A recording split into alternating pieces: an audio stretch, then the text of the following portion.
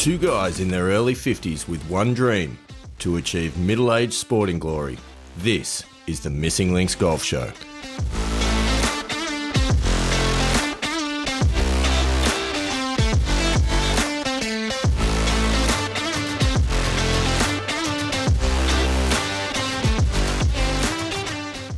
Yes, welcome back, Andy Walker, to the Missing Links Golf Show. It's wonderful to have you here. Thank you, Mr. Inks. Yeah, lovely to be here. Where are you this week?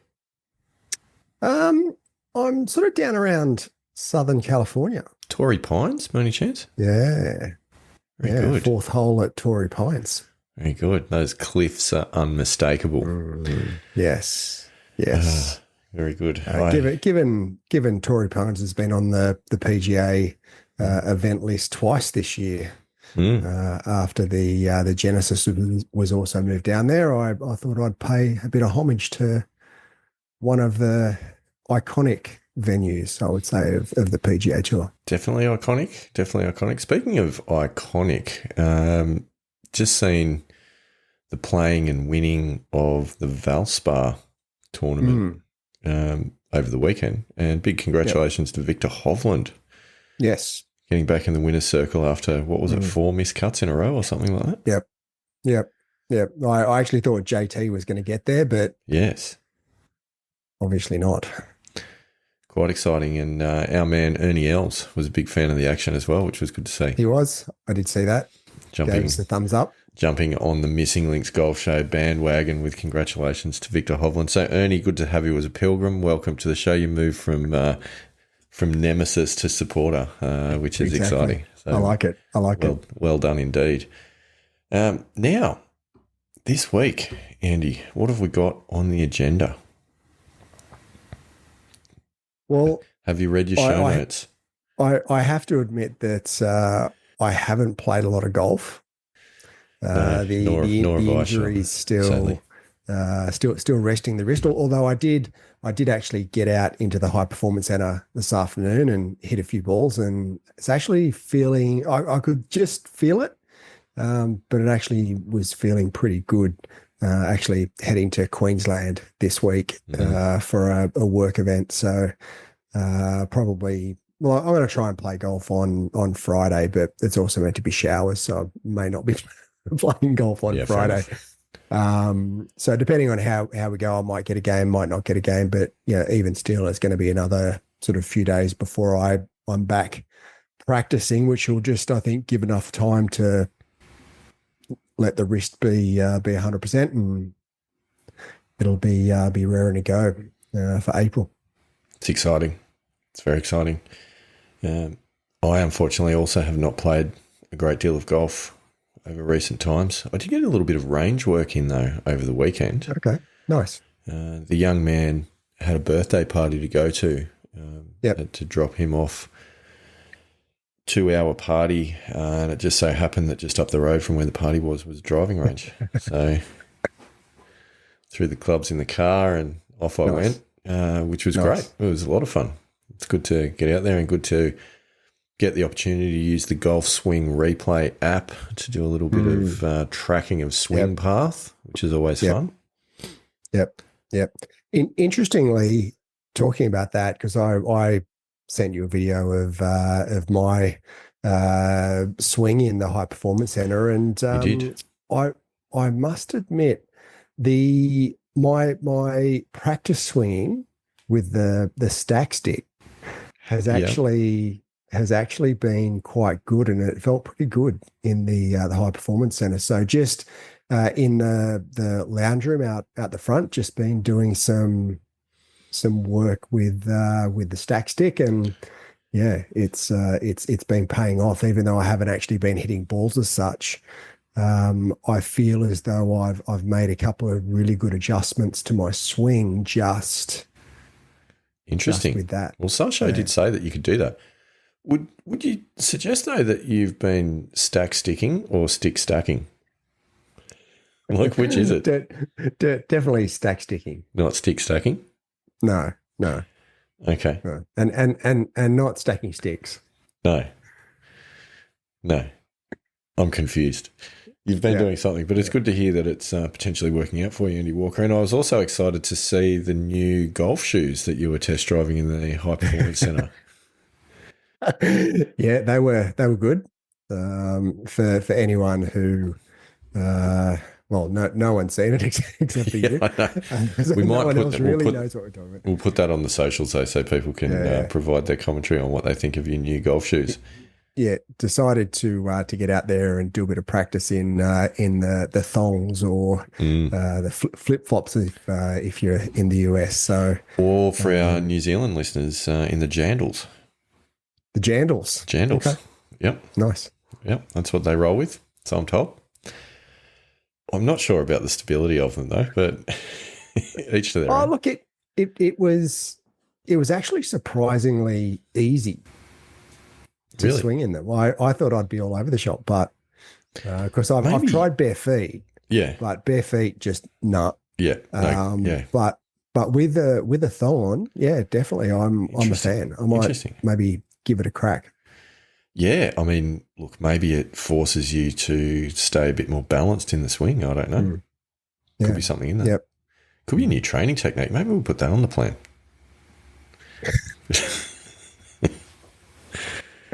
Maybe. Fair enough. Anyway, quality intro, Andy Walker. Well played. So anyway, let's get to today's agenda, which I believe is we're going to be talking a little bit about applying business strategic planning and to golf, and just to see if we can draw any parallels. Well, yeah, I mean, I've been doing a little bit of thinking on this topic recently, whilst unfortunately not playing a great deal of golf and working too much. And it's one of those things that every time that you kind of get into the strategy space and planning space in the office, that the mind drifts to the golf course. So that got me thinking, then why don't I actually do some thinking about how many of the business concepts that we use on a daily basis are not only applicable to golf, but actually really useful in a golf setting and might provide another perspective and a way of looking at things to help the penny drop from a high performance mindset perspective, really is the way that I've chosen to look at this, Andy Walker. So not just a case of taking theory from one element and applying it to the other, but actually trying to dig in and go, well, how does this help? Because the way that we look at our golf development and our golf performance, quite easily we can at times get in, and we've even spoken about this in one of our episodes, the plateau of frustration, where you can get in a bit of a rut and not feel like you're improving or not feel like you're delivering the performances that you want to. Definitely. And the same can be said in a business context as well. So, what are some of the things that you do in the boardroom that you could apply in a golf setting, and thinking of yourself as a golfer as a business or an organisation rather than just an individual. That in itself is a little bit of a mind flip, which we'll get to. So that's my thoughts, Andy Walker. Yeah, and I think, I mean, this is probably something that you need to drive. Of course, I haven't done an MBA. Well, there is that. I haven't done an MBA, so study wasn't my strong point. My school results will definitely attest to the fact that further study was never going to be on my agenda. You may have been a bit distracted though during that time period. Yeah. Secondly, working in a corporate environment with teams with other people, not so much your thing, has also never been a strong point of mine, which is why I have my own business and I don't have any employees and I work by myself. So in all honesty, never been my strong point and not really something I've had a great deal of experience with, but I'm more than happy to put in my thoughts and my perspective to your level of expertise in the area. I think you will have a lot to offer on this topic, actually, Andy Walker, because some of this stuff you are quite big on in terms of your planning and goal setting and some of those types of things, which really is a good place to start. So, like, sort of element number one, I think, is looking at goal setting and looking at, with any business strategy, right? Like you've got to have a direction where you want to go. You've got to have an outcome in mind. You don't just say, hey, Andy Walker, let's start a business and see what happens. Mind you, that's actually what we've done with this podcast, but that's a separate issue. Yep. That is a slightly separate issue. So goal setting is important. And with that, I feel like we had this conversation in some detail when we went through the goal setting episode, so we probably won't harp on this point. But not only, looking at the classic examples of setting SMART goals, which I know we talked about, but having things that are specific, measurable, achievable, relevant, time-based, etc. Really good way of going about the goal setting process. But I also think that another one which is interesting, because being inspired is a really key element for driving engagement and connectivity within organisations, right? So people need to get on board with the purpose. So SMART goals is one thing, but having the big, hairy, audacious goal, the purpose driver, kind of classic vision, mission statement elements of things is I think also quite important. And that's where, so you might do your SMART goal setting and say things like, I want to lower my handicap from X to Y within 12 months, like that's specific, it's measurable, it's all those sorts of things. It's got a time placed on it. It should be realistic. That's great. But what I like about what we've set out to do in this show is going, I want to compete in the New South Wales Senior Amateur Championships. I want to play tournament golf and I want to do all these sorts of things. And I don't necessarily sit as a SMART goal. Yep. But they are a purpose driver. Yeah. So there's two different goal setting mechanisms on that one. You've got your specific SMART goals, I think, are around the smaller elements, but your big, hairy, audacious goal is that purpose driver. The idea of that is to go, this is going to be something that drives me in the long term. This is going to be something that actually gets me out of bed in the morning to, do the hard work on those days when I don't really feel like it. And it's the overall motivation driver. Yep. What are your thoughts? So while then we're on the business goals, there is obviously a difference between strategic business goals and operational business goals. So if can you just define those two areas just before we sort of move on? Strategic business goals and operational goals we're talking about. So I mean the simple way that I would probably separate them is, generally speaking, the time set. So a strategic goal is going to be the big needle driver that will happen over a period of, say, 6 to 12 to months to 5 years or something along those lines. And so that's where your big, hairy absolutely goal sits. That's right. That in the strategic plan, the strategic goals, That's right. And you might have, say, a series of pillars that underpin that. So if you think that big, hairy goal, that might be also known as a purpose statement, vision statement, etc. And you might have a few, say, key pillars to that, which might be things like, if you're looking at a business context, it might be, like your financial sustainability, your service delivery, etc. From a golf perspective, it might be things more like, overall things like your mindset, your physical fitness, your skill sets, etc. Your operational goals, which will fit into your SMART goal context, they're going to be things that are more short-term, specific actions, and you might have a series of those that all ladder up into each one of those pillars that ladders up into your big vision, mission, hairy, audacious goal. So previously we've talked about outcome goals and process goals. So if I'm understanding it correctly, the outcome goals, they're the strategic goals. That's your strategic planning. That's where that sits. And the process goals are your operational. Is that correct? I think so. I think that's probably how you would explain it. The only caveat that I'd potentially put on that is possibly some of your outcome goals could be somewhat operational, depending on depending on their time span and how expansive as a goal that is. But I think as a rule of thumb, it's probably not a bad explanation. Yeah. Okay. Because I know that sort of previously, we've covered goals and that's the terminology that we've generally used. So I just want to make sure that we're clear on, and more so from my perspective, where we're clear on that sort of, if you're coming from a business perspective, there's different terminology there, which is your strategic versus operational. Yeah, I would say that's probably the best, but I think it's a generalization, but it's probably the best. Yeah. Yeah. Okay. Yeah. So, yeah, as I said, I don't think we need to harp on goals too much because we've been there and there's some other interesting stuff to get into as well. Another one, though, which, you hear people talk about all the time is KPIs in businesses, like what you measure, you manage, and, where you place your focus for talking about specific things is where you're going to put your focus for putting resource and energy into driving outcomes. So I think it's a good thing to do. I think it's something that we have done and have talked about throughout the course of this show, which is it is linked to the outcomes of your goals, I think, but the goals that we talked about might be a bit more specific and different. For example, you might be setting goals around, I want to lower my handicap to X within a certain period of time. That could be an outcome goal. Yep.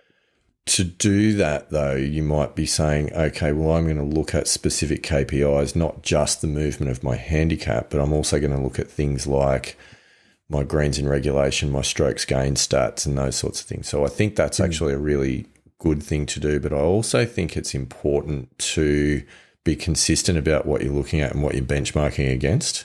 And where you want those KPIs to move to, and what types of things then you're going to put in place to actually help to deal with that. Now, what's interesting is how few people in a golf context actually do this. So now you would know this from being someone that uses the Arcos system. I use ShotScope, same deal, different company. But when you're playing a round of golf, say you play a comp round at Cooinda with 3 other random members, how many of them are using systems like this?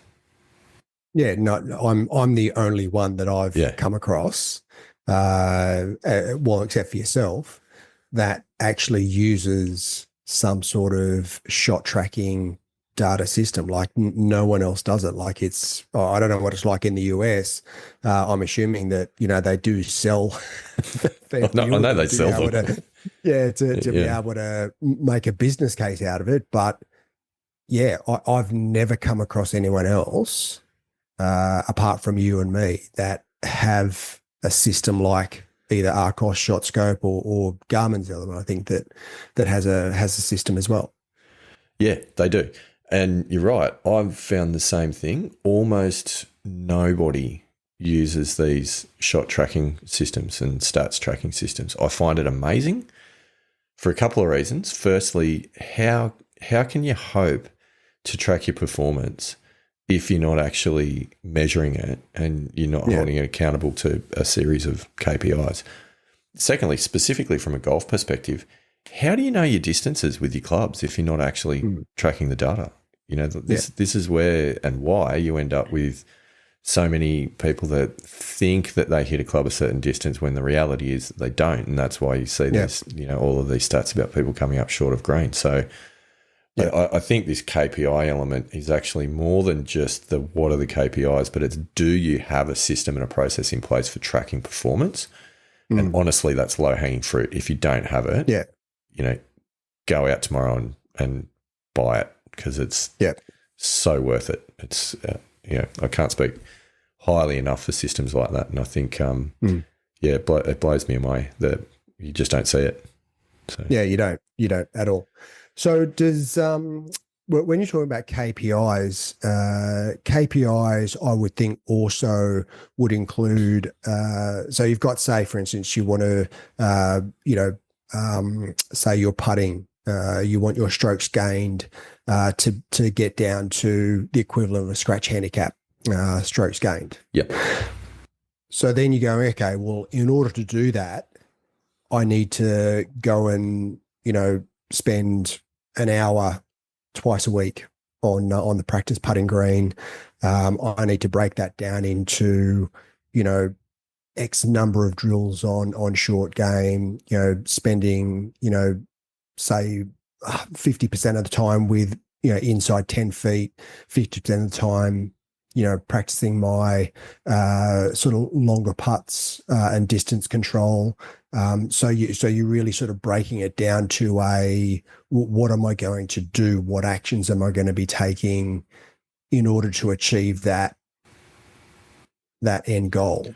So is that part of your KPIs to Not so much. I mean, you could set as a KPI, you could set your adherence to your improvement plan, like a percentage of the activities that you've listed in your plan that you've carried out. You could set that as a KPI, but your actual plan of how you're going to go about doing those improvements, well, that's going to come in improvement planning, which is a future point, Andy Walker. So well done for guessing ahead.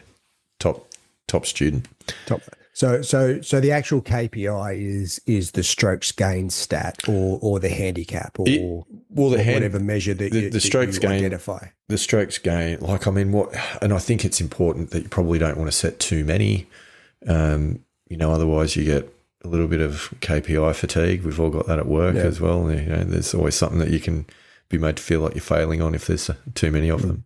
I've always been quite. I've always leaned towards, the 4 areas of the strokes gained being, off the tee, approach play, short game, and putting. I mean, there's 4 that I think, and they'd be relevant. And the only other one that I would say that a lot of people are still saying is extremely relevant, which is a historical sort of an old stat, is greens in regulation. It is. It is, but it's actually picked up in the others anyway. If you have a really high level of greens in reg, you're going to have strong strokes gain stats in both off the tee and approach. Yep. In particular, approach. You have to. The one I'd probably throw in there as well, though, is some type of metric around the mental game, and say staying in the round and. Did you focus on every shot, and did you go through your process, and did you go through your plan? I'd probably throw something in on that. We have had conversations before about the value of mental scorecard, whether it's a good thing, whether it's a bad thing. There's differing views on that as we've debated, but I'd probably throw something in on that. And you could also, to your original point, throw something in about how well you stick to your development plan and your practice plan. You could have that as something, because that's absolutely a controllable. So that's probably not a bad thing to put in there as well. Because the thing with this is it's trying to find data points that actually matter rather than ones that don't. And that's why we've moved away from things like fairways hit, because not every fairway is equal, and quite often it's better to be 100 metres further up in the rough than it is to be on the fairway 100 metres back. So that's probably not a stat that you'd bother with as a KPI. But the other thing with it, so the data matters, but the reason that matters is it overtakes your emotional reaction to what's going on. And this is an interesting one, because I know when I first started tracking stats on my game, the areas that it told me that I was weaker in or stronger in, it wasn't necessarily emotionally what I felt was true after a round. Yep. Which is really interesting. So if you go off how you feel when you come off and you go, I feel like today was a terrible putting day, I didn't make anything. Well, actually, maybe it wasn't a bad putting day, because maybe all of your putts were from 15 to 20 feet and you were lagging them to within 2 feet and tapping them in. Yeah. None of them dropped. But that's not a bad putting day. That's potentially a bad short game day or approach day or whatever the case may be. So yeah, and that's where I guess the old putts per round stat. That's that can be extremely misleading on how well or not you've putted. Yeah, it's okay, everything else being equal, but it doesn't tell a full story on its own. Yeah, correct. So. Correct. Yeah, so that's interesting one. an interesting one. So what we're saying is what, say, have maybe 5 or 6 different KPIs, probably about that, and not more than that, because then you start getting overwhelmed and So as you know, you can't achieve everything, right? So you've just got to focus on what matters. Focus on what matters. And what's interesting is that it really leads into the next point, which is exactly that. It's focusing on what moves the needle, because there's so much stuff out there that you could choose to put your energy and your resources, which in golfing situations is really time and, time and effort and maybe money. But it's really understanding what moves the needle. So the best analogy for that, I think, is, which is one that everyone's probably very familiar with, is the old 80-20 rule, the Pareto principle. So, and essentially what that means is, because sometimes you do hear it quoted incorrectly, but it's that 80% of your results or your improvements will come out of 20% of your efforts, which is a fairly depressing thought when you think about it. Yeah. Or conversely, another way of looking at it, 80% of your issues, so 80% of your shots that you lose out on the course will come from 20% of your input. So there's probably just a few things that are going pear-shaped that is costing you the majority of your strokes that you lose. And if you think about it like that from a golf perspective, that's actually quite interesting, because now we're not trying to fix the whole swing. We're not trying to fix everything, but we're just trying to really drill down into what's a couple of things that you need to deal with to actually drive some improvement. And I know for me, it's finding the center of the face with my irons is probably the big one. And then the second one is tightening up putting and not 3-putting so much. Yeah. And certainly from my perspective, off the tee is a really big one for me. I know that when I leave the driver and full fairway in the bag, my scores have a tendency to be significantly lower. I mean, we saw that at in the New South Wales Senior Amateur at Pacific Dunes, when I had a lot, but was trying to hit driver off the tee, whereas I went to Nelson Bay and basically kept the woods in the bag, and my score was significantly better. So I accept that. That is pretty relevant to my game as well. Yeah. And it will be for everybody. Might not be the same issues, but definitely the same concept.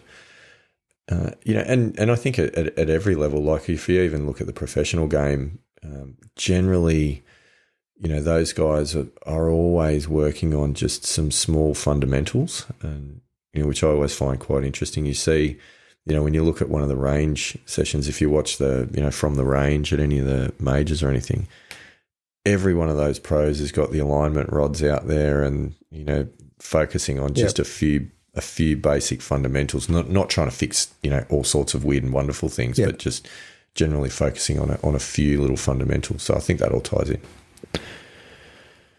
Yeah.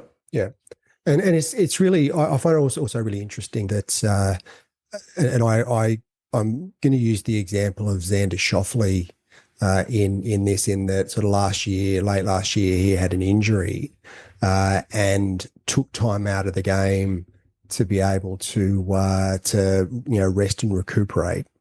Has come back, and and I'm sure it won't take him long to get back to being where he was, but just like it's so fine a line between being at the top of your game and really struggling. Like it's just not that far, and that really reminded me of that. That's true.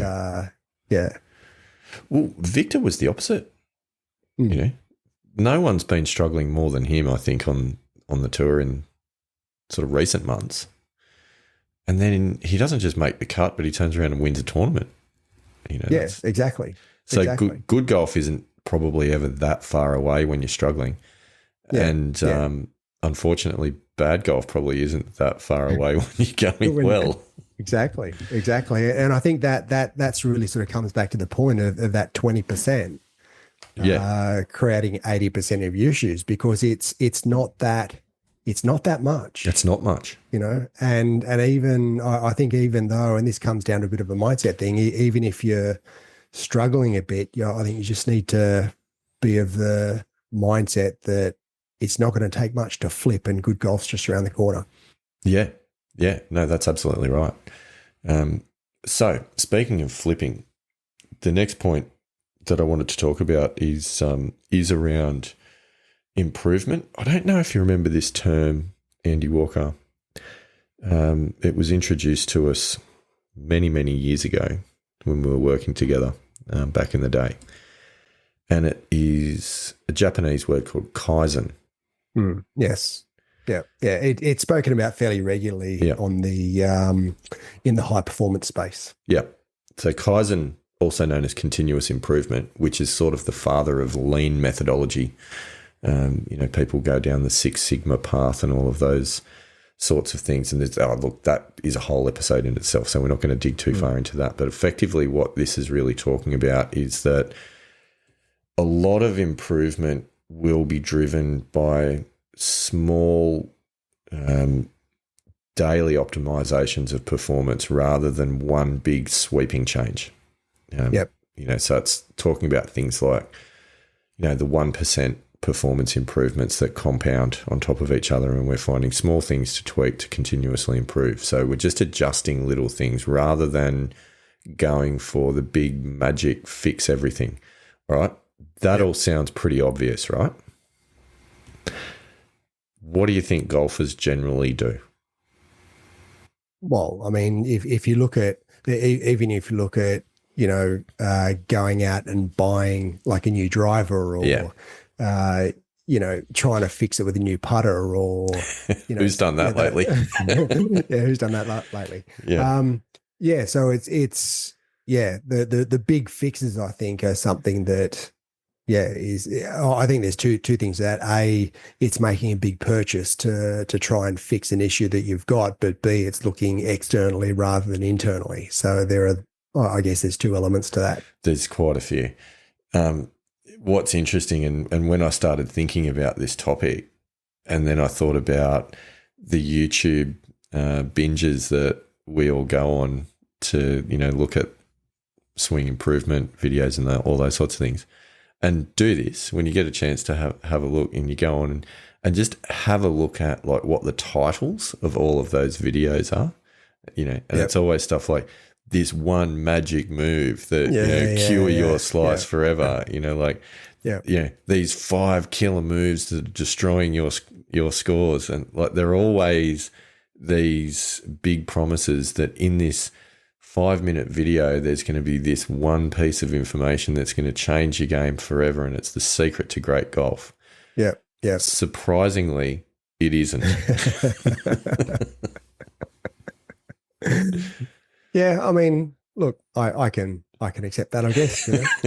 Been there, done that a couple of times. Yeah, but what is interesting, and that's where, sadly, marketing of things and like click rates and all the rest of it that goes on in the YouTube and the social media industry.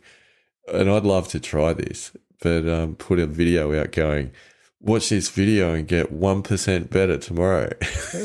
You'll get 0 views, when in fact that's probably what you should be doing. Yep.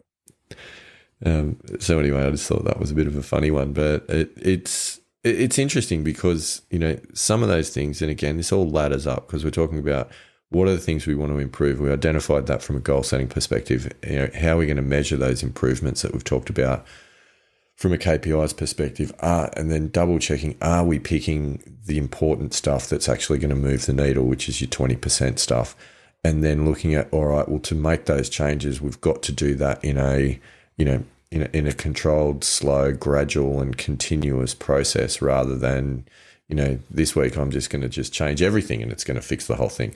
So I feel like these concepts, they all ladder up quite nicely, but they're the sorts of things that almost every single one of them we just reflexively don't do as golfers. Which is I think it also comes. There's another important point here as well, is that it's also about how you apply it. So it's not just about making these big changes. it's also about applying them consistently. So doing, say, 15, 20 minutes a day is better than going to the range once a week for 2 hours. Oh, absolutely. It's about, applying good principles day in, day out consistently and being persistent in doing that. So that's consistency right. And persistence in how you apply it. I think that's also a really good lesson to learn, as well as just making those gradual sort of 1% changes. Yeah, little and often makes all the difference. And I think we know that, right? Like we fundamentally understand this concept as people. We know that if I want to get stronger, it's much better for me to do 15 minutes worth of, push-ups or weights work or something like that every day than it is to do nothing for 6 days and then go to the gym for 2 hours on the 7th day. Like intrinsically we do understand it. However, from a golf perspective, how many of us actually do that and do, 10 or 15 minutes worth of swing improvement work on a daily basis versus do nothing all week and then get out on the weekend and try and sort it all out on the range or during a round. Yeah. Well, interestingly, I've have been doing that with the stack stick, which has has been paying quite handsome dividends from what I could gather out in the high performance centre today. And it will. And that I also would say, this is becoming an infomercial in some respects. Get yourself a high performance centre, and it doesn't need to. It doesn't need to be complicated. No, it needs to be a net and a mat. Could be inside, could be outside. You don't necessarily need a launch monitor because you can pretty much feel the impact on the face. You get the foot spray to put on the face of the club if you want to check where where your impact is, but all those sorts of things. And that gives you the ability to do little and often, on a daily basis and actually start to make changes. So, yeah. And look, at the end of the day, I've spent probably less than $2,000 on what I've put into my high performance center. And that includes the Garmin R10. I'd say the same actually. Yeah. Yeah, so it doesn't have to cost an arm and a leg. You don't have to go and spend $10,000 to have a decent facility. I mean, you could probably do it for $500, maybe even less than $500 if you didn't want any sort of technology into it, where you can just go and hit some balls into a net. Yeah, I mean, you can get a decent net for a couple of $100. Yeah, and a mat for the same. For a mat. Yeah, absolutely. And again, so important because not many of us have the ability to live right on a golf course and have practice facilities that are at your doorstep. And to be honest, even if you do, the fact that you've got to walk out, go out of the house and make the journey to go somewhere is a barrier. It's interesting. There's in music lessons with the kids and formerly me, there was this concept called the 8-second rule. Which was interesting. And what it meant is if you have to walk more than 8 seconds to pick up your instrument to practice, the chances of you doing so substantially decline. Yeah. Yep.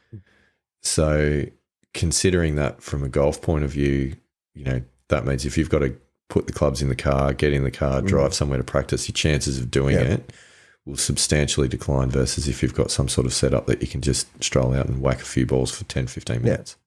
Yeah, absolutely. And I think the only constraint that most people would have would be space. Definitely. Definitely. Yeah. I mean, I'm fortunate now that with the new place, I've actually got a dedicated shed that houses the high performance center. I mean, previously it was in the garage, and I know that's where yours is. So it doesn't have to be a big space. You can set it up quite easily and quite well in a fairly small sort of restricted space. So I think probably somewhere around 5 meters by 3 meters, you'd be able to have something reasonably decent. You could, yep, definitely. Height is probably another question mark. Yeah, height's another one. Yeah, so bedrooms, yeah. Maybe not. Not quite ideal. But at the same time, you could definitely do some putting in the lounge room. Yeah, for sure. Yep. Anywhere where you've got a bit of carpet or a rug, or get yourself a putting mat and put that down in the hallway. You could absolutely do that. So there are options to do something, and anything is better than nothing. I think. Well, point. I mean, the work that I've done with the stack has been in the living room at the front of the house. So in the living room with the stack stick.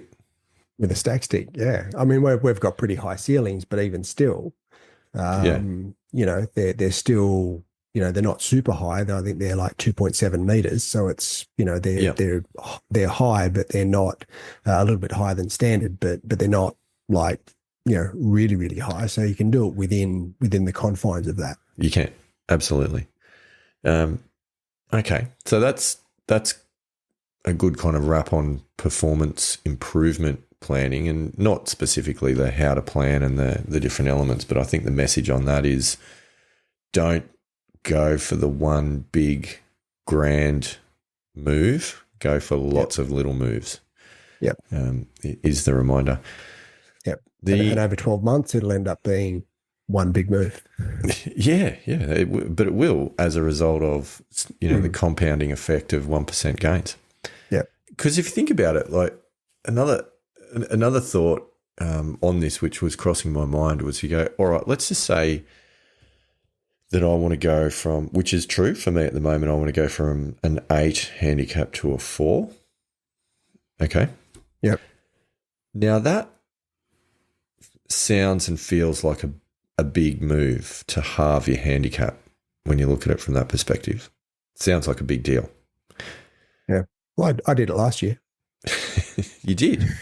And you know why you did it is because in your case, it was only dropping 2 shots. In my case, it would be dropping 4 shots. It's all relative though, isn't it? Yeah, it is. But when you think about it, when you go, I want to halve my handicap, it feels like a really big and challenging thing to do. But when you think about, I actually want to drop 4 shots off my average score. Where could I find those 4 shots in a round? There's plenty of opportunities, honestly, to find those 4 shots in a round. Yeah. Without really changing much. And some of that could be strategy, some of that could be decision making, some of that could be technique. There's a variety of areas, but it probably actually isn't that big a shift, even though it feels like it's a massive shift. Same could be said for a 20 handicapper wanting to become a 10 handicapper. Yeah. It's only 10 shots, and there's probably 10 errors that you could clean up pretty easily. Yeah, well, I mean, if you think about it, if you look at it from a stats perspective, as say you've got a par 72 and an 8 handicap, that's 80 to play to your handicap. Now, to find 4 shots in that's 5%. That's right. So you're only looking for 5% of your shots. That's right. So that doesn't need an entire swing overhaul. No, it doesn't. It's just like little tweaks here and there. Yeah. I'm sure there's people listening to this screaming at us going, this is an absolute load of rubbish, but it isn't.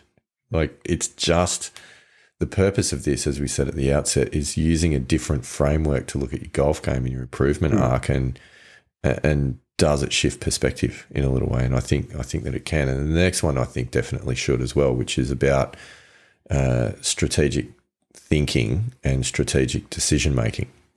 Okay. So it's probably not something that we think about a lot in golf context, but we've talked to John Sherman, we've had him on the show, and I think one of the great things about John Sherman's approach with the 4 foundations of golf is that a lot of it is about decision making and thinking and clarity of thought on the golf course. And I know personally I've actually learned a huge amount, and I would credit a few shots coming off my handicap just to the reading of that book. So probably tip number 1 is go and read that book if you haven't read that book already. Yep. It's probably one of the best out there in terms of golf thinking. But there are a lot of decisions that need to be made, right? Like there's obvious things like, do I go for the green or do I lay up on a par 5? Do I take driver off the tee? Do I take an iron? Do I take a 3-wood, as we were talking about before? What do I do for decision making in windy conditions and difficult conditions, or some of those other things that get thrown into us? And, the risk reward decisions on going for pins, going for center of greens, selecting certain targets off the tee because you know your dispersion pattern, which might mean that you're not actually aiming at the center of the fairway, but you're aiming at the right rough or the left rough if there's trouble on the opposite side. All of those decisions that you make throughout a round of golf. But how often during the round of golf do we as golfers rationally make those decisions versus emotionally making those decisions is kind of where I got to with some of this thinking on this one. How often are we seeking out the data and just, making a genuine assessment based on the information that we've been provided rather than going on feel and gut and, maybe anger or the desire, I've dropped a shot here, I need to chase it and get one back on the next hole and therefore make a further bad decision and drop another shot. Yeah. Well, the other one that I think is really interesting when you're talking about strategic thinking, and I'm sort of going to come back to the strategic planning that we started with, is going out and having a plan for your round before you actually go out. So thinking about how you want to approach, especially if it's a different golf course or you're playing in different conditions, how you actually want to approach the round and what's your strategy going to be. So if you're gonna, we know we're going to hit bad shots throughout the round. So think about it before the round, so that if you hit it into the trees, you go, well, if I'm here, I'm going to do this. Whereas if I do something else, if I hit it down the fairway on this hole, I'm going to do this. So that you've got a strategy and a plan, and if something doesn't quite go to plan, you've got your backup plans to be able to deal with, and some contingencies to deal when things don't go according to plan. So glad that you use that language, because what you're actually talking about, which most businesses will have this, is you've got your operational plans for how things are going to go on, normal conditions, for want of a better term. But then you should also have your business continuity plans, which is when things go wrong, we pull the red folder off the shelf and, we go to the right page for, all right, the building's burnt down. This is how we're going to deal with it. Yep. And this is where all of our backups are, and this is what we do when we're under pressure. Now, why do businesses do that? Businesses do that because invariably they know that when things go wrong and those major emergencies hit, people are full of emotion. They're reacting to things that are happening really quickly, and they're under high amounts of stress. When they're under high amounts of stress, things tend to feel like they're speeding up, and decision-making deteriorates really, really quickly. So if you can make all of those decisions in a safe environment beforehand, and you can just refer back to that plan, then it takes that decision-making out of the high-stress moment. So exactly what you're talking about here, having to try and come up with good decisions in high-stress moments when we've hit one out of bounds, blood pressure's rising, you can feel... you start to get hot, that you're embarrassed, you're feeling all these things, you're getting angry. That's not the time to try to problem solve and make good decisions if you haven't thought about the plan beforehand. So it's exactly right. The other one on that, which is another part of the planning phase, is actually looking at the golf course before the round, using one of the, we've talked about this with playing courses where we haven't play them very often, but actually doing the assessment of the course. And the ShotScope app that I use gives you the opportunity to do that, and you can actually plot your distances on the course map, so you can choose the club you're going to hit off the tee before you walk out on the course on each of the holes, obviously just depending weather conditions and exactly where the tee boxes are located and some of that, that's sort of finessing the detail, but you can actually have a really strong plan for how you're going to go on each hole before you walk out there. Yeah, and if you don't have ShotScope, Google Earth. Can do it too. Also a really good software to be able to jump on, and you can measure distances. You can have a look at the topography of the golf course. There are a few really cool little functions that Google Earth has where you can go out and do some planning of a golf course that you don't necessarily know that well. And it's very, very helpful. So it was an interesting phrase that I stumbled across with this, which is to act more like or think more like you're the CEO of your golf game, rather than, I suppose you could say, rather than an employee of your golf game, potentially. Like you're actually, you're in control of it. You're making the decisions. You're analysing the risks and rewards. You're doing things rationally, planning, not reacting emotionally, and making bad decisions because you're getting angry or frustrated. Just another way of looking at that sort of a topic. So effectively what you're saying is you need to take control. You need to take the horse by the reins and make sure you're directing your game in the right way. But B, I think there's a fair bit of taking responsibility for that is true as well. That is true, and that's probably a good way of looking at it. Yeah, I like that. I like that. And it's always one that reminds me of the fact that we have so many independent decisions to make during a round of golf that we don't sometimes give credit to because we feel like we're forced to make certain decisions based on how the round is going. You know, that story that we talked about a few times, that a round of golf is a series of unrelated moments rather than a sequence of related incidents that are all gathered together like a chain. Trying to break that mindset a little bit and go, no, every shot's its own specific moment. It's not related to what happened before and it's not related to what's going to happen in the future, but it's its own specific moment. So brings us on to high performance culture. So think of this as like your mindset and being, showing leadership to yourself in this situation. It's kind of how I packaged it up. So I was having a look at, like, what are the elements within businesses and some sporting organisations, right, that are, that always seem to have a winning culture or have that what you might call strong leadership, really strong, successful culture. Every sport's got them.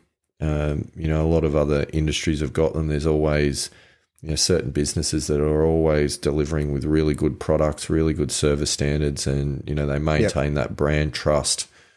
So what are some of the elements that go into that? And what was interesting, doing a bit of reading on it, it came down to really kind of three key elements, which was confidence built through preparation and trust in the process, resilience when things go wrong, and discipline to stick to the plan. It really largely speaking, came down to those three things. So they'll lead to people being able to remain calm under pressure, adapting to different things, committing to the strategy and sticking to it. But really it's confidence in the preparation. Now, how do you build confidence in the preparation, Andy Walker? You build confidence in the preparation by being thorough in your preparation. You can't fake confidence. I don't think. You can't fake confidence. No, you can't. Because that's then bravado, which is not the same. Resilience, that's an interesting one, like how you deal with the stuff when it goes wrong. But very closely related to grit. Well, you probably could use that word. That's an internal thing. I think, comes out of probably some mental preparation, bit of meditation perhaps, Andy Walker. How's that going for you, by the way, mindfulness? Really good, actually. In fact, I'm starting to listen to a couple of other podcasts and one in particular that I'm finding really helpful around, because I've been using it obviously in a golf setting and really to help my golf, but this podcast that I'm listening to also then comes back to apply it to business, but also your personal life as well, and showing up as the best version of yourself to your family. So yeah, there's a couple of different elements to it, which I'm starting to go down. But yeah, it's been really, really good, and I think really helpful with where I'm at and some of the challenges that I'm facing at the moment. Obviously, haven't seen too much in the golf space, but yeah, with what I'm doing, I'm hoping that later in the year I'll be able to see some real benefits from it. That is good. Macquarie Cup. Now, possibly. I wouldn't say that it's still a work in progress, and I wouldn't say that I'm, and it's not so much the meditation, it's the connected breathing and mindfulness that I'm finding to be my go-to most of the time. And while that's not, it's not something I'm doing every day, which I'd like to get to a point where I am doing it every day, but I would probably say, on average 3 or 4 days a week, I'm spending some time with breathing techniques and just trying to be connected and mindful whilst I'm doing it. I don't think you're ever going to get to the point where it's no longer a work in progress, though. Yeah, and that's true. But the more I listen and read about different meditation, mindful breathing techniques, the absolute base minimum is 6 minutes. When you start getting to 10 minutes, you start getting seeing a lot of benefits. But then they're saying that 20 minutes a day. Now, 20 minutes a day, I'm not sure. Certainly, with my life the way it is at the moment, I'm not sure that I can allocate 20 minutes a day. But they're saying once you start applying that over a month, 2 months, 3 months, those benefits compound, and you start seeing like significant benefits and mental health benefits as a result. And apparently there's been results with people who've got fairly high levels of, say, PTSD. There are a couple of examples of people who've been in the military and defense forces, having, got really, really good results from this sort of practice every day, which I find really interesting. It is. See, I've toyed with it, but I've had an issue with sticking at it. Yeah. But and it does feel indulgent to a certain point. However, I've now listened to enough information and listened to enough experts to understand just how important it is. And the vast majority of people, if not everyone, can benefit from doing some sort of mindfulness, meditation, breathing. I must get back on it. You've sold me once again, Andy Walker. Yeah. And it's not that I don't have time to. It should be, well, I can't afford not to. So it's interesting that you use that as the barrier, because and we're drawing business experiences to golf experiences here. I was in a meeting today, talking about managing people and various things, and some of the activities that need to happen with making sure that people are engaged in the workplace, etc., etc. One of the pieces of feedback that came from one of the team members was, but I don't have time to do these things because I'm doing rosters, I'm writing reports, I'm answering this, that, and the rest of it. I don't have time to worry about my people. Which is an interesting way of looking at it. Like, we're all busy. We've all got these pressures on. Yep. And your point of, I don't have time to do it, but I can't afford not to. It's exactly relevant in this situation. Yep. But the other thing as well is that, no, you don't have time to do everything. You absolutely don't, because there's only a certain amount of time in a day. But what do you choose to prioritize that time that you do have to do? And correct. Is this part of it? Is this not part of it? So I'm not blaming time on this one, actually. I'm just kind of saying it's something that I just struggled to stick at. Yep. Maybe that's because I need to do it. Yeah, the general sort of concept of, that I've listened to across a few different commentators is that, you've got sort of, 60 to 90 minutes max where, our prehistoric, Neanderthal brain can focus on a task.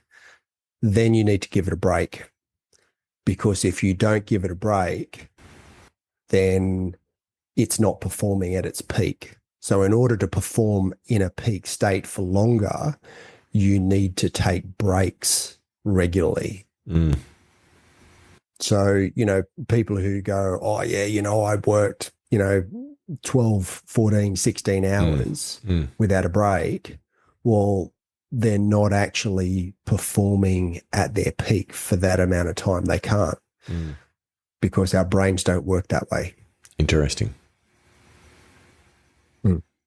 Okay, go on. So we're getting off topic anyway. Well, yes and no. It's all related. But my next point is the power of feedback. So it's kind of related. Yep. Yeah.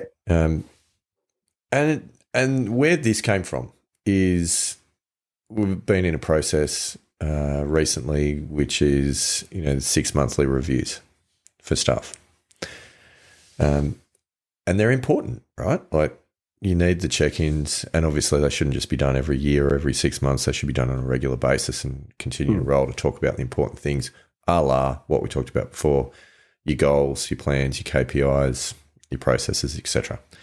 But they're important because could you imagine working in any business where there is just no performance review process, no feedback offered, good or bad, just welcome to the Missing Links Incorporated, Andy Walker. Come in, do whatever feels right, and we're not going to tell you if it's good or bad. Yep. Okay. It's just not going to happen. And if it did, you probably you're not going to have a business to work at for too long if you do that. So there is an absolute need for feedback. There's also a need for mentoring and coaching to decipher that feedback and make sure that it's relevant and that it's suitable to the individual. And, I think understand that in everything. But from a golf perspective, how many of us out there, pilgrims, actually actively have a coach who they go to and who can provide that feedback and that it comes with some degree of quality, not from your 32 handicapper mate on the 17th tee that just tells you need to keep your head down. I do think this. What about YouTube University? And YouTube University, where you can find the one thing. Yeah. That's going to Here's the one big thing that will sort everything out. But I mean, imagine that in a business context. You'll go, I'm just going to jump on YouTube and find that particular manager that's going to tell me what I want to hear. It's remarkable when you think about it in those terms and the importance of that. There's another model, this just tiny digression, but another model that kind of sprang to mind with this, which is called the Johari window, or the Johari window, if you prefer to pronounce it that way. Now, you're going to enjoy the explanation of this, Andy Walker, because it was developed by two organisational psychologists, one of them by the name of Joseph and one of them by the name of Harry. And it's a true story. Excellent. It's a thing. It's spelled Johari. Google it. Yeah. It exists. It's out there. Anyway, what it is, it's basically, it's imagine a window. We're on Play School now. We're looking through the window and you've got your 4 quadrants of your window. And it's saying one of those quadrants is the stuff that is known. So you're aware about yourself and everyone around you is aware about you. So it's kind of your open window. The next one is the stuff which is you're aware about yourself, but other people probably don't know about you. So that's your secrets and your personal information. Skeletons. Potentially. But for example, someone with a really small quadrant there of stuff that they know about themselves and other people don't know about them, if that quadrant's really, really small, you're probably an oversharer. Yeah, there's a few of those around. Yeah, okay, you got me. And then your other two quadrants is the stuff that other people know about you, but you are not aware about you. So that's your blind spot. So that might be when you've got the bit of lettuce between your teeth in the meeting that you're having just after lunch and no one tells you. But like that, and they might be the things that are, potentially that people find really irritating about you, but no one's got the courage to tell you. That's your blind spot area. And then the last part is that because you're the boss? It could be. And they're scared to tell you. It could be fear of repercussions. But it's pretty normal. Like people generally don't like having those conversations when they go, hey, actually, there's this thing that you need to be aware of. You probably don't know. Because also people assume that you do know and you don't know. Anyway, don't go down that rabbit hole. The last one is the things which people don't know about you and you don't know about yourself, which is a bit out there. So that's the hidden talents, for want of a better term, is what that one is. And it might just be because you never tried it. So you might actually be a fantastic unicycle rider, Andy Walker, but probably never tried it. Who's to know? No, I don't. So the point with that is in those quadrants, getting really good feedback and having a trusted mentor expands the open quadrant of the things that you are aware of about yourself. It reduces the blind spot. And, not to the point of oversharing per se, but that coach or mentor is going to know a lot about you. So it's actually really decreasing your blind spot and making sure that all of your, skills and abilities, characteristics, good and bad, are actually known, identified, and can be dealt with. So it's just I find it an interesting model because it's kind of quite visual and easy to wrap your head around. But that's the value of a coach. Okay. Which reminds me, I need to book in for another session. So is this sort of similar to like the discussion we had a couple of weeks back when you're having your putter fitting where you're actually a much better right-handed putter than left-handed? Like, was that one of those like unknown? That was a blind spot. Yeah. It's not anymore. Now it's out in the open. Excellent. I like it. I know it and everybody else knows it. And every time I stand over a putt left-handed, I remember it. No, we're not going down that rabbit hole. We're not. It's not going to happen. So I do think that's an interesting point, though. Like you got to look at things like, all right, well, how can we bring that in? Now, not everyone's necessarily in the situation where they've got a professional golf coach that they can go to and, see on a regular basis. Right. But there are other things it can do. So there is quite a bit of online coaching available. YouTube University. Well, it's, as we've discussed, it's okay if you're looking at the right stuff. Yeah, and that's the problem. Because, I mean, I've looked at a lot of stuff on YouTube, but I'm very picky with what I take on. A lot of it's rubbish. A lot of it I just look at it and go, not going to look at that. Yeah. And I turn it off halfway through. Yeah. So you got to have a diagnosis point at some stage. You could do that with an online coach. There's plenty of those options available. I think, there are some apps that are pretty good. Like we talked already in this episode about Golf Swing Replay app. I think that's pretty good because it does one thing and it does it really well. The other one, that's the AI that tells you everything that's wrong with your swing. That's that's in the overshare. Definitely sits in the oversharing quadrant. Yeah. But I think the idea is trying to find some way of doing it.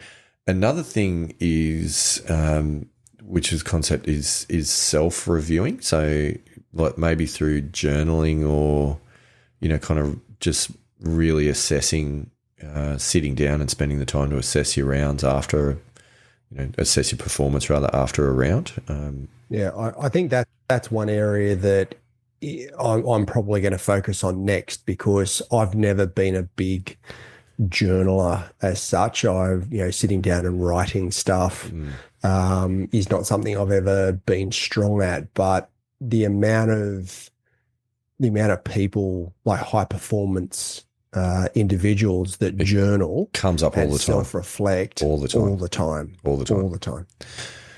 Yeah, so I think there's something in that. There's also the potential for something like, we've talked about the value of doing this for us around accountability and having someone that will hold you accountable to your actions and your effort levels for consistency purposes.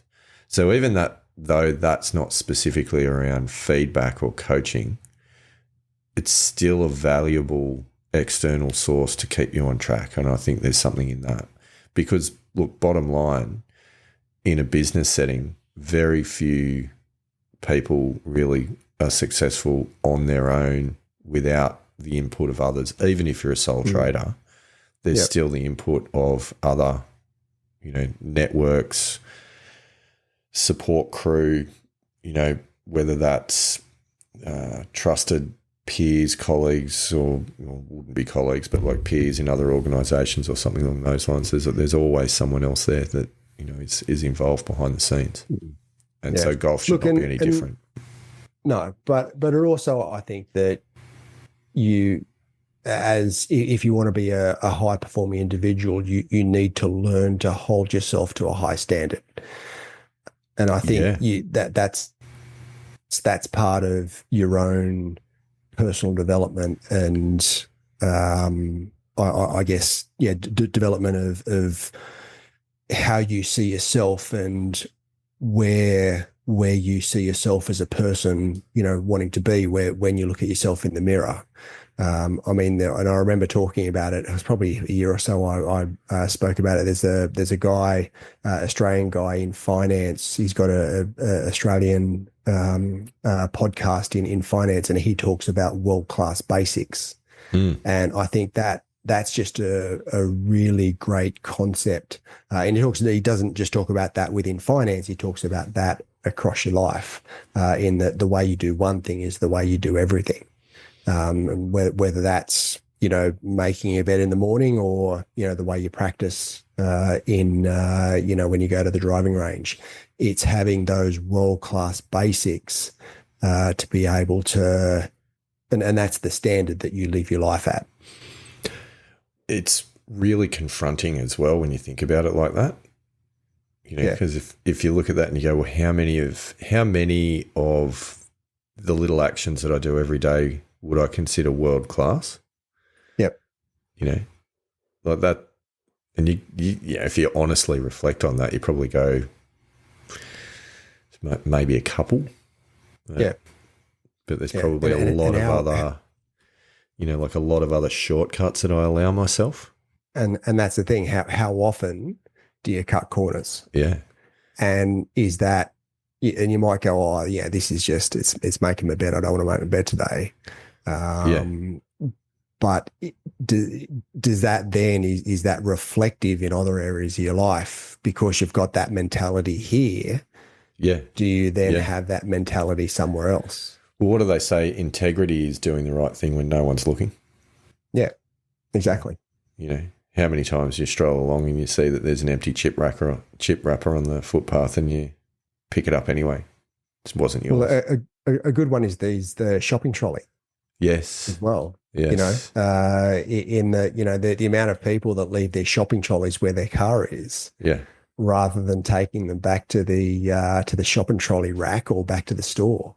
And like, you don't get anything out of it, do you? Like there's someone there to. The trouble is, if you take your trolley back all the time, then you're potentially putting someone out of a job, Andy Walker. And like, I'm all for job creation in this economic environment. Yeah, no, I don't cop that. Even just taking it back to the trolley rack, if you're in a car park, I mean, someone's still got to go and get it, so someone still has a job. So that's just making excuses for your own laziness. I'm sorry. Well, it is, but what it is, it's a perfect example of a rationalisation. Yeah, because you may not want to admit that you're making excuses for behaviour, but we rationalise the hell out of everything on a daily basis. Yeah, exactly. As humans, exactly.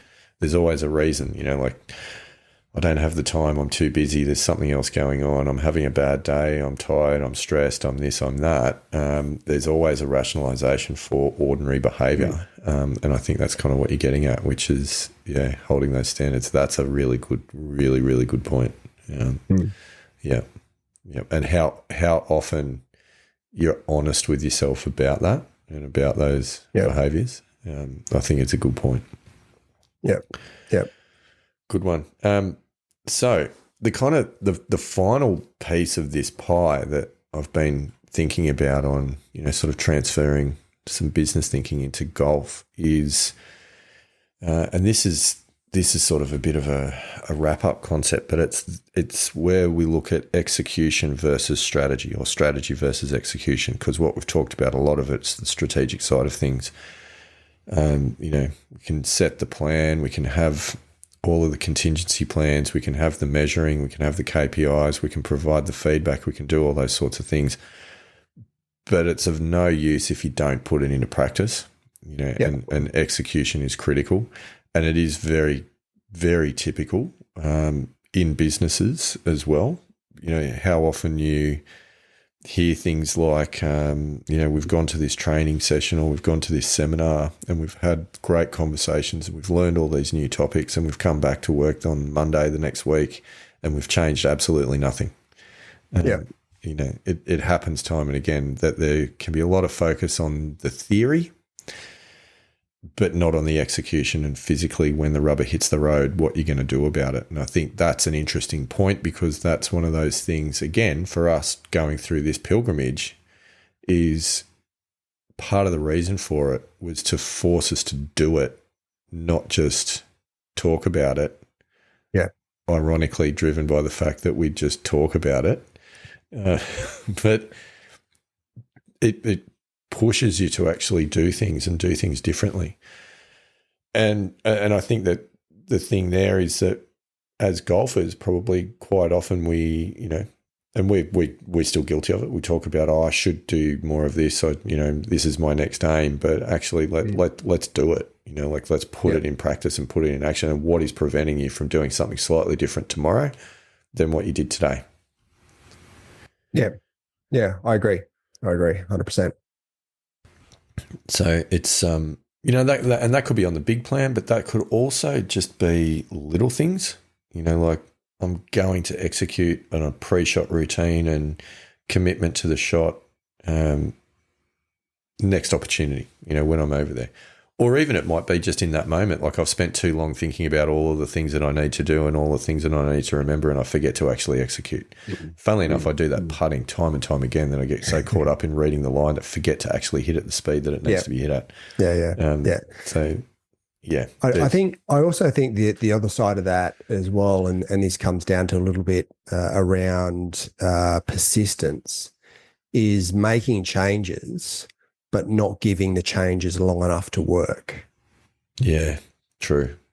So, and a lot of people, you'll see this in a lot of organizations, is that they'll make changes and the changes haven't kicked in. They've done a lot of the hard work. They may have tried it for a week or 2 weeks or a month and go, this isn't working. So they go back to what they used to, always have done. Or even worse, they look for the next sort of shiny object, the next thing to do that they think is going to be the silver bullet for their organization. Whereas if they just kept on going and kept persisting and being consistent with that change, they would get a really good result at the end. I totally agree with that. And I'd also put another scenario on top of that, which is that there are some situations where a change gets implemented and it not only it doesn't work, but it's detrimental. But because there's been investment put into that change, and we'll push on. Yes, we will not go back on our commitment, and we will not admit that this was the wrong path, and we will continue down even though it is doing more damage than it's fixing. And I think so then how do you identify that then? Like, because there's a bit of a difference between, if you're, a positive change that may, the whole sort of short-term gain versus long-term pain deal, where perhaps you need to take a step or two back first in order to, get long-term benefits. So you make a change and it is detrimental at the start, but you just need to push on because there are long-term benefits there. How do you identify when you just go, no, this is at a point of no return and this is actually going the wrong way? I think if you go back through the framework that we've set up during this discussion, there's a few clues in there, and that is that if you have done the goal setting correctly in the first place, so you know what you've set that goal with these specific outcomes is what we can expect over this particular time frame is when we can expect to see them. And we've got our KPIs in place where we're measuring progress along the way and that we can see that those things are lining up. And so where your red flags are going to start to come up is where those KPIs are actually deviating quite a long way from the expected performance level, which is not taking you in the direction of achieving that goal in that time frame that you've put forward. So you've got all of that, like the agreed dimensions of the playing field and where the goalposts sit, to use that analogy. You've done that before you've embarked on the change. And if you're seeing that it's deviating away from that and you're going in a different direction, I think that's a red flag to have a look at. But then the other thing that I would also say is this is where that relationship with the trusted coach, feedback source, mentor situation is going to come into play, because that individual or individuals or process, whatever that might be, should also be able to kind of guide and help you identify and then diagnose that red flag. Is that really at the point now where we need to cut and run and go backwards on this, or is this a blip in the process? So I feel like there's a few of those elements that work together that actually help guide you through that.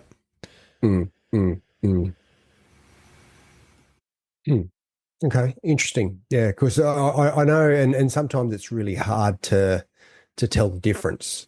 Certainly, I've found, and if you put it in the context of swing changes, when you're making swing changes, a lot of the time it feels like you are doing so many things wrong.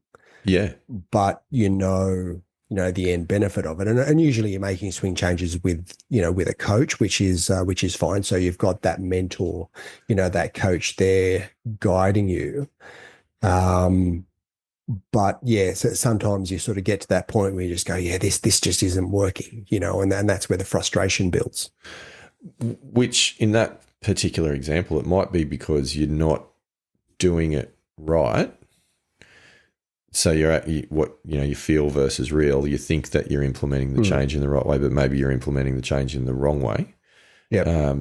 Or not implementing it all, or potentially unbeknownst to you and anyone else involved in it, that change either was not the change you actually needed to make, or it's now uncovering some other issues as well, which probably needed to be addressed before you address it. So in a swing context, I think it's complex, but I do think there's probably got to come a point where you go, we've pursued this for long enough, it's not working. Either that means physically it's not suited to me, or there's other issues at play. If it's a case of I'm going to continue to use this driver because I've spent $1,200 on it, even though the shaft is incorrect for my swing speed, then you've just made the wrong call.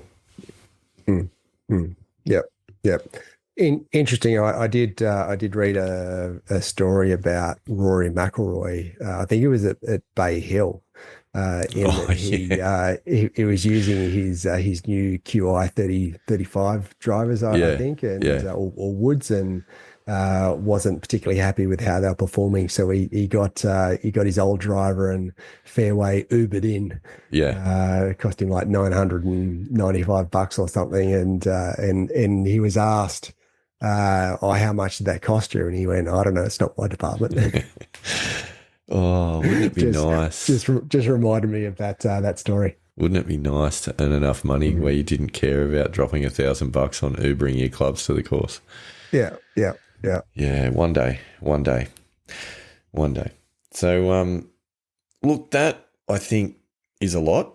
And if I was to try and wrap that all up, I feel like what we're talking about is, how you manage your own game to deliver a high performance culture within yourself. So we're talking about goal setting, tracking the right metrics, focusing on the things that count, committing to that small incremental improvement process over the big, promise of this will fix everything. Really thinking through your decision making and your strategy and how you can do that outside of the pressure environment. And for want of a better term, adopting the CEO mindset towards your own game and, how you rationally make decisions and drive your game to where you want it to be, which is that, the big improvement goal in the future. So there's so many crossovers.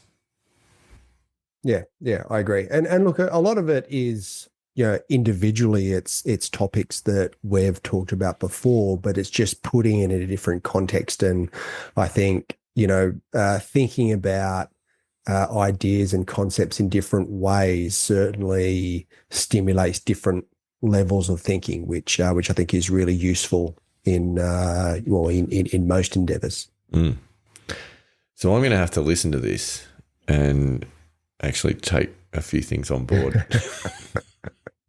Well, I've got a 7-hour drive tomorrow, so I may throw it on in the car and just listen back and listen to it 5 times, see how it goes. Probably won't do that, but maybe once. Yeah, no, very good. Well, Andy Walker, any further thoughts before we wrap up another magnificent episode of the Missing Links Golf Show?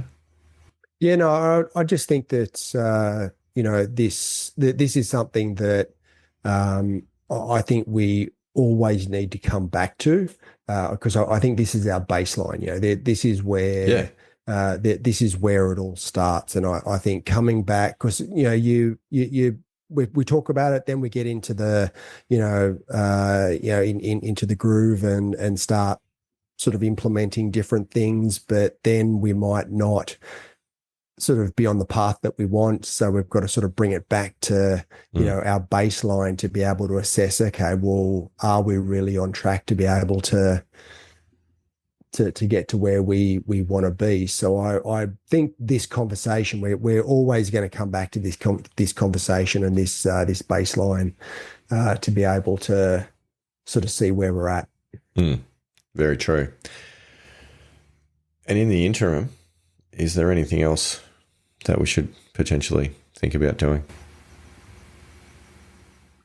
Well, there's one thing that we do at the end of each show that I think we really need to do now. Okay. Rock out, Pilgrims.